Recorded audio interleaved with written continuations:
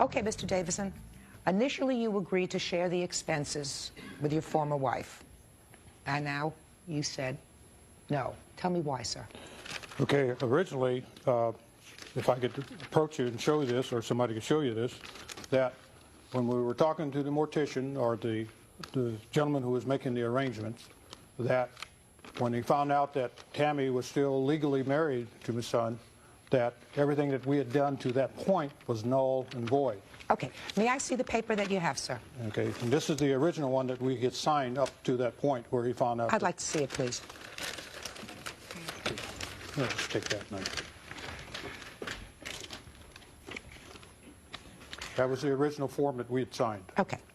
So the total of what you originally agreed to was $36.31. Is that correct? At that point, yes.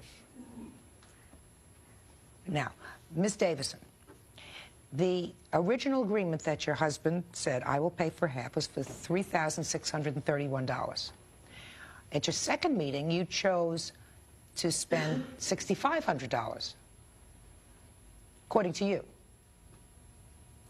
Well, at the time, all the funeral expenses was supposed to be 50-50.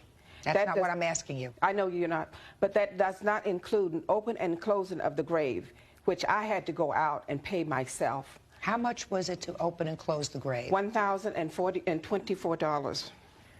Now, Mr. Davison, did you understand so that there would be an additional cost to open and close the grave? At that time, no, I did not.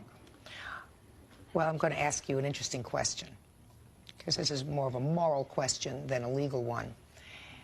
If you had known, I don't want you to try to remove yourself from where you are right now, but if you had known at the time that to open and close the grave was going to cost $1,025, would you have agreed to pay for half of that?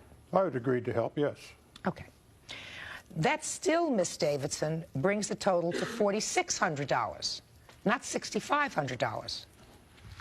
He agreed to pay $36.31.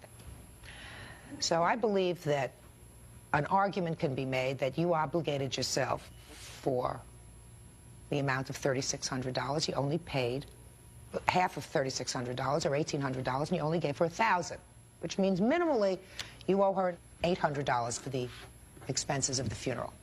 The only thing that I want to ask you, Mr. Davison, the original amount that you agreed to contribute did not include the opening and closing of the grave. It was only for the funeral director. And I'm asking you if today you are prepared to contribute something towards the opening and closing of the grave. Okay, if the circumstances